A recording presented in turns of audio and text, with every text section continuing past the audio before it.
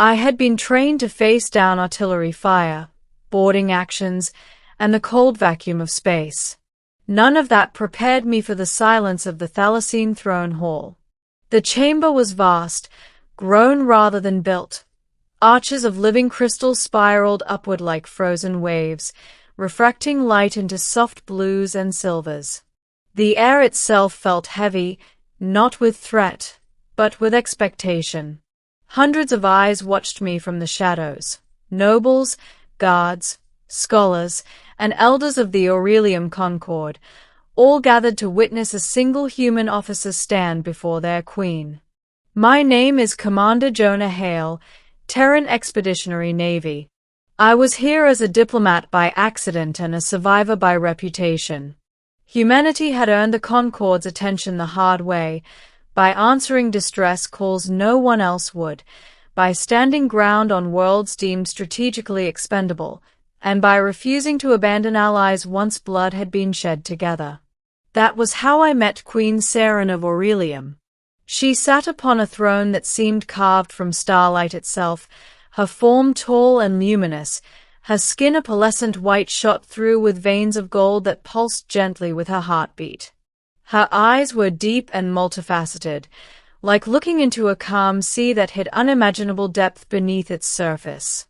She regarded me with a gaze that was neither cruel nor kind. It was assessing. Months earlier, I had pulled her from a collapsing transport during the siege of Lathrin. Aurelium forces were overwhelmed, their shields failing under a pirate coalition's assault. My unit wasn't ordered to intervene. We did anyway. I still remembered the weight of her armor, the way she'd clutched my shoulder as the hull ruptured, the calm authority in her voice even as fire and vacuum tore her world apart. "You will not let me fall," she had said then. Not a question. A statement. She had been right. From that day forward, the Aurelium people watched humanity differently. And Seren watched me. Now, standing alone before her court, I felt every scar, every year, every loss. I kept my posture straight, hands relaxed, eyes forward. Human soldiers had learned early that fear impressed no one. The queen descended the steps of her throne, her long mantle whispering across the crystal floor. Each step echoed, not loudly, but with presence. "Commander Jonah Hale," she said, her voice resonant and clear. "You stand before us without weapons." "I was asked to," I replied evenly. "And because I trust your word." A ripple of quiet murmurs passed through the court. Seren stopped an arm's length away. "Trust," she repeated. "A concept my people value highly, and grant rarely." "I've noticed," I said. The corner of her mouth curved, not quite a smile, but close. The formalities ended quickly. Aurelium customs favored truth over ceremony. The courtiers withdrew to the perimeter, leaving us in a wide circle of light. "You saved my life," Seren said. "Not because of alliance, not because of obligation, but because your kind does not measure worth by outcome alone." "We don't leave people behind," I answered. "Not if there's a choice." "And yet," she said softly, "you knew the cost." I met her gaze. Yes. Her golden veins brightened, pulsing once. Aurelium physiology, an expression of profound acknowledgement. "You are aware," she continued, "that my species is failing." I nodded. "Your envoys shared the data.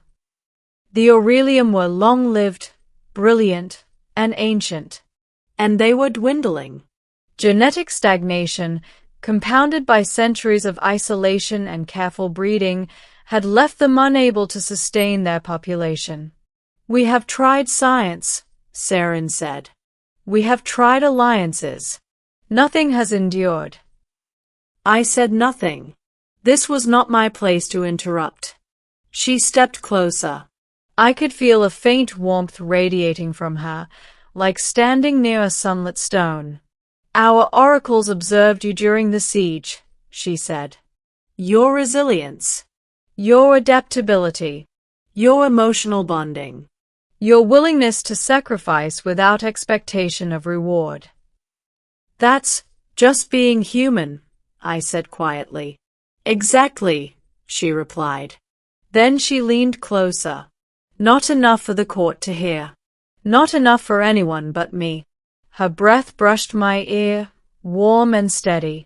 You will be the father of my children, human. The words struck like a kinetic impact. My breath caught. Not from fear, but from the weight of what she was asking. Offering. Declaring. I did not step back. Slowly, carefully, I turned my head to face her. Your Majesty, that's not something anyone can command. Her eyes searched mine, ancient and unwavering. No, she agreed. It must be chosen. The court was silent now. Every Aurelian present watched us, sensing the gravity even if they could not hear the words. You are asking for more than genetics, I said. You're asking for a bond. A future. Responsibility. Yes, Saren said simply. I exhaled. Then you should know something about humans. Her head tilted slightly. We don't enter families lightly, I continued. But when we do, we stay. We raise our children. We fight for them. We love them. Even when it hurts. Her golden veins flared brighter than I had ever seen. That, she whispered, is why I chose you. The deliberation that followed lasted hours. Aurelian law demanded consensus, not coercion.